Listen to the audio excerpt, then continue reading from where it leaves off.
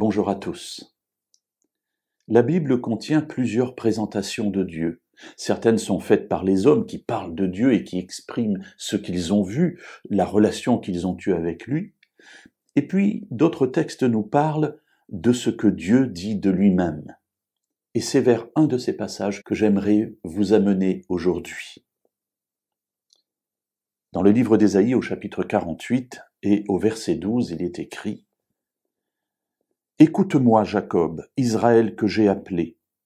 C'est moi qui suis le premier, c'est aussi moi qui suis le dernier. » Voilà, Dieu se présente à Israël, son peuple, précise-t-il, celui que j'ai appelé, c'est lui qui est le maître, c'est lui qui initie toute chose.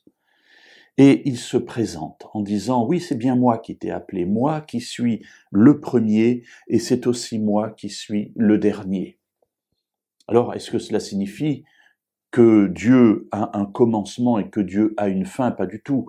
Cette formule est là pour dire qu'avant le premier, il n'y a rien, et après le dernier, évidemment, il n'y a rien. Aussi loin qu'on remonte dans le passé, aussi loin qu'on aille dans l'avenir, il est Dieu, il est celui qui existe de toute éternité. On retrouve une même formule dans le livre de l'Apocalypse, où il est dit, dans le chapitre 1er, « Je suis l'alpha et l'oméga », la première lettre de l'alphabet grec et la dernière lettre de l'alphabet grec. On pourrait dire en hébreu, « Je suis l'aleph et le tav ». Je suis la première lettre de l'alphabet hébreu, je suis la dernière lettre de l'alphabet hébreu. Dieu est partout. Dieu remplit tout. Dieu est de tous côtés. Et cela, pour moi, est un gage d'apaisement, un gage de quiétude.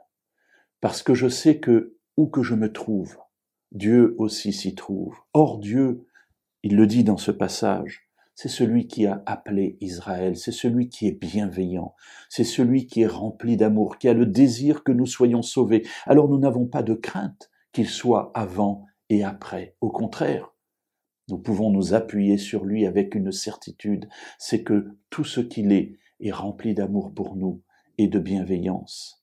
Approchons-nous de lui avec confiance, parce qu'il est celui qui connaît toutes choses, notre passé, notre avenir. Il est donc capable de nous conduire sur des chemins qui sont sûrs pour notre vie et pour notre salut.